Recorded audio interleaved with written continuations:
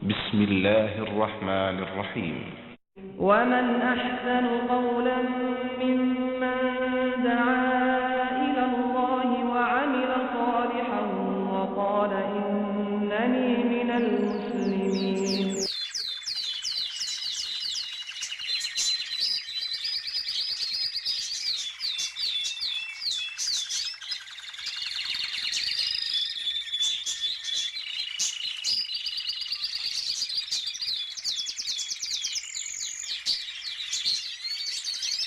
الحمد لله نحمده ونستعينه ونستغفره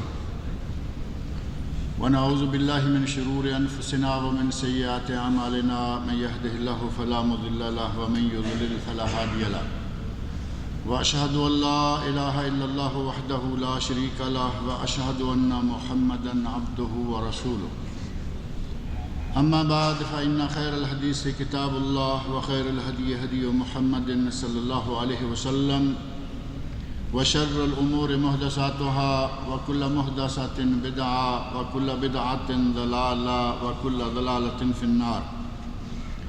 رب اشرح لي صدري ويسر لي أمري واحلل عقدة من لساني يفقهوا قولي. رب أعوذ بك من همزات الشياطين وأعوذ بك رب أن يحضرون. أعوذ بالله السميع العليم من الشيطان الرجيم واعبد ربك حتى يأتيك اليقين. اللہ رب العزت کے ہم لوگوں پر بے شمار احسانات ہیں، اور اس کے ان احسانات و انعامات میں سے ہی ایک عظیم احسان یہ ہے کہ اس نے ہمارے لیے سال کے مختلف مواقع کو نیکیاں اور اجر و ثواب جمع کرنے کے سیزن بنایا ہے۔ اس سلسلے کا ایک بہت بڑا سیزن ابھی حال ہی میں گزرا ہے، جو کہ ماہ رمضان المبارک تھا۔ رمضان کا مہینہ جو کہ قرآن کریم کے نزول کا مہینہ ہے، اس مہینے کی عبادات کا اجر و ثواب اللہ رب العزت نے بہت ہی زیادہ رکھا ہے۔ اور ماہ رمضان میں ہمارے بھائیوں نے، مسلمان مرد و زن نے بڑے جوش و جذبہ، بڑی ہمت، بڑی لگن اور بڑے شوق کے ساتھ عبادت سر انجام دی۔ دن کو روزے رکھے، راتوں کو قیام کیا، نماز تراویح ادا کی، قرآن کریم کی تلاوت کی، ذکر و فکر میں مشغول رہے۔ لیکن ہمارا المیہ یہ ہے کہ جیسے ہی ماہ رمضان گزر جاتا ہے، ہم سمجھتے ہیں کہ عبادت کا موسم اب گزر گیا ہے، عبادت کا وقت ختم ہو گیا۔ حالانکہ مسلمان کے لیے عبادت کا وقت اس کی زندگی کی آخری رمق تک باقی رہتا ہے۔ سورۃ الحجر آخری آیت نمبر 99 اس میں اللہ رب العزت نے ارشاد فرمایا ہے وَاعْبُدْ رَبَّكَ حَتَّى يَأْتِيَكَ الْيَقِينُ۔ اپنے رب کی عبادت کرو جب تک کہ تمہیں موت نہ آ جائے۔ یقین بمعنی موت، جیسا کہ سورہ مدثر میں بھی یہ ہے حتی اتانا الیقین۔ اہل جنت جہنم والوں سے پوچھیں گے ما سلککم فی سقر، تمہیں جہنم میں کون سی چیز لے گئی؟ تو وہ کہیں گے لم نک من المصلین، ہم نمازیں نہیں پڑھا کرتے تھے، ہم صدقہ نہیں دیا کرتے تھے، ہم نیک کام نہیں کیا کرتے تھے۔ وَكُنَّا نُكَذِّبُ بِيَوْمِ الدِّينِ، اور ہم قیامت کے دن کا انکار کیا کرتے تھے حتیٰ اتانا الیقین، اور ہماری یہ حالت اس وقت تک رہی جب تک کہ ہمیں موت نہیں آ گئی۔ موت آنے تک توبہ نصیب نہیں ہوئی، ہم قیامت کے دن کو جھٹلاتے رہے، نمازیں نہیں پڑھتے تھے، صدقہ و خیرات نہیں کیا کرتے تھے، حتیٰ اتانا الیقین، جب تک کہ ہمیں موت نہیں آ گئی۔ قرآن کریم سورہ مدثر اور قرآن کریم سورۃ الحجر دو مقام پر یہ لفظ اللہ رب العزت نے موت کے معنی میں استعمال فرمایا ہے۔ تو گویا اللہ رب العزت نے ہمیں یہ حکم دیا ہے وَاعْبُدْ رَبَّكَ حَتَّى يَأْتِيَكَ الْيَقِينُ، جب تک موت نہ آ جائے عبادت کا سلسلہ مسلسل جاری رہنا چاہیے۔ رمضان کے 29 اور کبھی 30 دن یہ ہمارے لیے عبادت کا بہت بڑا موسم ہے، لیکن کیا رمضان کے گزرتے ہی ہمیں ساری چیزیں بھول جانی چاہیے؟ وَاعْبُدْ رَبَّكَ حَتَّى يَأْتِيَكَ الْيَقِينُ یاد نہیں رہا؟ روزہ رکھنا دوبارہ ہم نے کبھی گوارا نہیں کیا کہ بس روزے پورے ہو گئے، رمضان گزر گیا، روزوں کا موسم گزر گیا۔ نہیں، نبی اکرم صلی اللہ علیہ وسلم نے صحیح مسلم اور حدیث کی دیگر کتابوں میں نبی صلی اللہ علیہ وسلم نے فرمایا ہے من صام رمضان ثم اتبعہ ستا من شوال کان کصیام الدہر، جو شخص رمضان کے روزے رکھے اور رمضان کے بعد شوال میں 6 روزے بھی رکھ لے کان کصیام الدہر، تو وہ ایسے ہو جائے گا جیسا کہ ہمیشہ کا روزے دار ہے۔ اور ایک دوسری حدیث میں نبی صلی اللہ علیہ وسلم نے اس کی باقاعدہ وضاحت فرمائی کہ ماہ رمضان 1 مہینہ 10 مہینوں کے برابر، کیونکہ قرآن کریم میں یہ بات موجود ہے من جاء بالحسنہ فلہ عشر امثالہا، جو نیکی کرے گا ایک نیکی کے بدلے میں اسے دنیا میں ہی 10 گنا اجر و ثواب دیا جائے گا۔ 1 مہینے کا ثواب 10 مہینوں کے برابر، اور 6 دن کا ثواب 60 دنوں کے برابر، یعنی 2 مہینوں کے برابر۔ 10 مہینے اور 2 مہینے 12 مہینے۔ اور سورہ توبہ میں اللہ رب العزت نے ارشاد فرمایا ہے ان عدت الشہور عند اللہ 12 شہرا، اللہ کے نزدیک مہینوں کی تعداد 12 ہے۔ تو گویا رمضان 10 گنا ثواب 10 مہینے، یہ شوال کے 6 روزے 10 گنا ثواب 60 دن 2 مہینے، 10 اور 2 12۔ سورہ توبہ میں اللہ نے فرمایا کہ ہمارے نزدیک سال کی مدت صرف 12 مہینے ہے۔ اور یہ اسلامی کیلنڈر اللہ رب العزت نے کب بنا دیا؟ یوم خلق السماوات والارض، اسی آیت میں فرمایا کہ جب اللہ نے زمین و آسمان بنائے تھے اسی وقت اللہ کے یہاں مہینوں کی تعداد 12، منہا 4 حرم، ان میں سے 4 مہینے حرمت والے ہیں۔ اور حرمت والے مہینوں میں اجر و ثواب، عمل کا اجر و ثواب بڑھتا چلا جاتا ہے۔ اور ان اجرت والے حرمت والے مہینوں میں سے، ان حرمت والے مہینوں میں سے اگلا مہینہ جو شروع ہو رہا ہے ذوالقعدہ، اس کے بعد ذوالحجہ، اس کے بعد محرم، اور پھر آگے جا کے رجب۔ یہ 4 مہینے بھی نیکی جمع کرنے، نیکیاں کمانے کے سیزن ہیں۔ رمضان المبارک گزر گیا، ہم نے سمجھا کہ روزوں کا موسم گزر گیا۔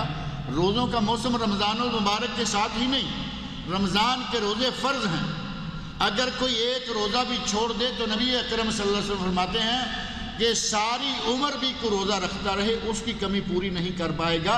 وَإِن صَامَهُ، اول تو یہ کہ پوری عمر کوئی روزہ رکھ نہیں پاتا، لیکن اگر کوئی رکھ بھی لے تو ایک روزہ جو رمضان کا چھوٹ گیا اس کی کمی کبھی پوری نہیں ہو پائے گی۔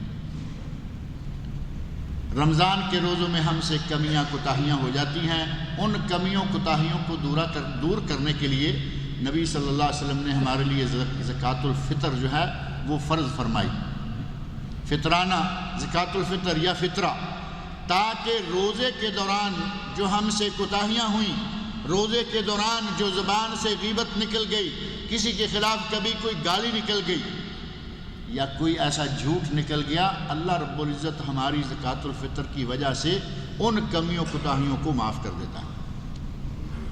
اور ساتھ ہی رمضان کے فرض روزوں کی کمیوں کوتاہیوں کو دور کرنے کا ایک ذریعہ یہ 6 روزے ہیں، شوال کے 6 روزے۔ اسی طرح نبی اکرم صلی اللہ علیہ وسلم ہر ہفتے میں 2 روزے رکھا کرتے تھے، معروف روزے ہیں، یوم الاثنین اور یوم الخمیس، ایک پیر کا روزہ، سوموار کا روزہ، اور دوسرا جمعرات کا روزہ۔ نبی اکرم صلی اللہ علیہ وسلم ہر ہفتے میں یہ 2 روزے بھی رکھا کرتے تھے، اور 3 روزے بڑے معروف ہیں جو کہ ایام البیض، ایام البیض روشن دن تو سارے ہی روشن ہوتے ہیں، دراصل وہ راتیں روشن ہوتی ہیں، ان راتوں میں چاند مکمل ہوتا ہے، 13، 14 اور 15 چاند کی یہ 3 تاریخیں، چاند کے مہینے کی یہ 3 راتیں مکمل روشن ہوتی ہیں، 13، 14 اور 15۔ 14ویں کا چاند تو معلوم ہے نا، بدر، 14ویں کا چاند پوری رات روشن، اور اسی طرح ہی 13 اور 15 بھی یہ 3 راتیں روشن ہوتی ہیں۔ ان کا نام رکھا گیا ایام بیض، روشن دنوں کے روزے، جبکہ اصلاً ہے یہ روشن راتوں کے روزے۔ یہ 3 روزے بھی نبی اکرم صلی اللہ علیہ وسلم رکھا کرتے تھے۔ ہمیں نیکیاں جمع کرنے کے لیے اللہ تعالیٰ نے بے شمار طریقے بتائے، انہی میں سے ایک یہ ہے، اگر کوئی ہر مہینے میں یہ 3 روزے رکھ لیتا ہے تو دیکھو پھر پوری عمر کا روزے دار ہو گیا۔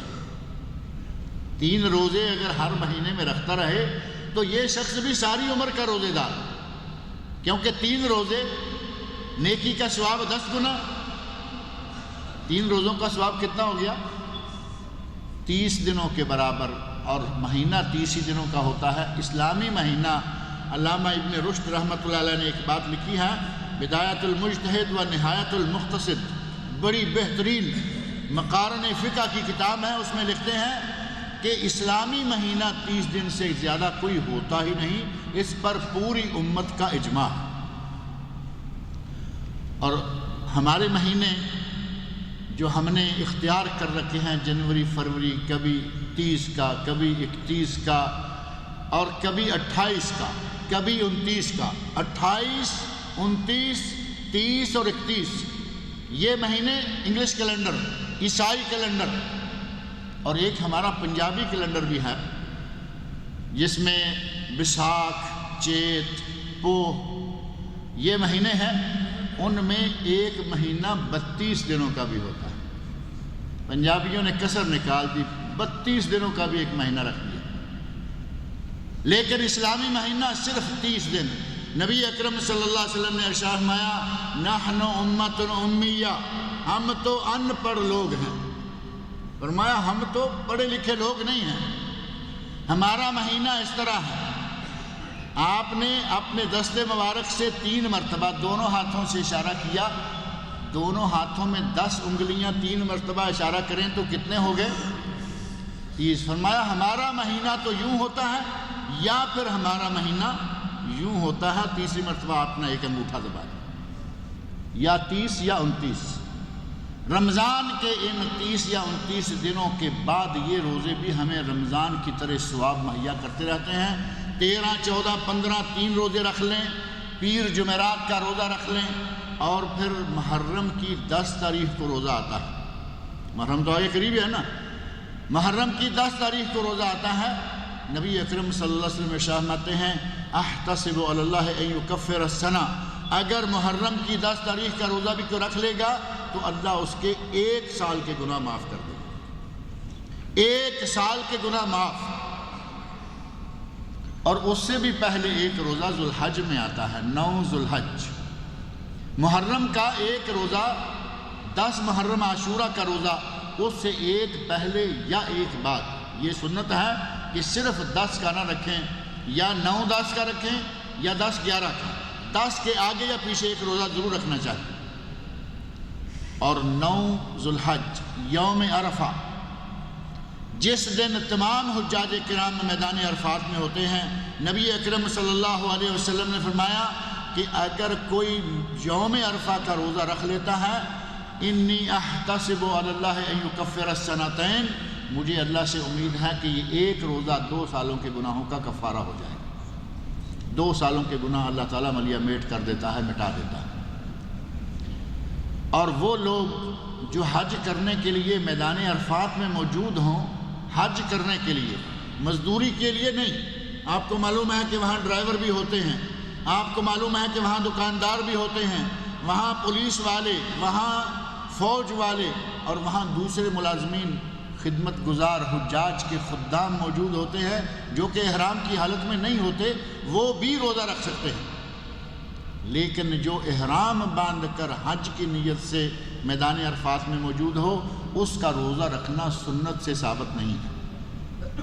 کئی لوگ عبادت کے زعم میں کہ لو جی ہم میدان عرفات میں ہیں، ہم حج کر رہے ہیں، احرام باندھا ہوا ہے تو روزہ کیوں نہ رکھیں؟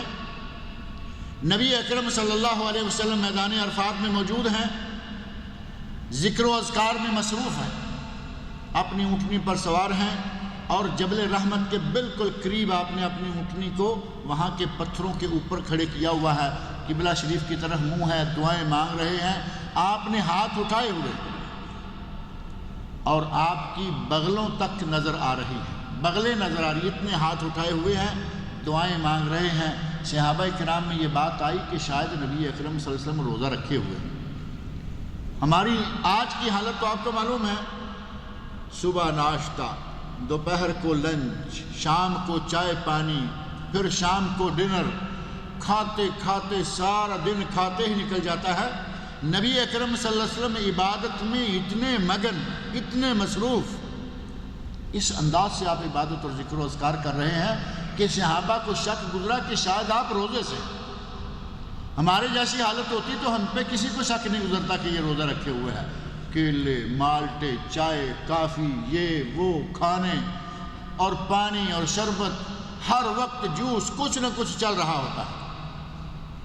نبی اکرم صلی اللہ علیہ وسلم نے اس دن کو اتنا مصروف عبادت دن گزارا کہ لوگوں کو شک ہونے لگا کہ شاید آپ روزہ رکھے ہوئے ہیں۔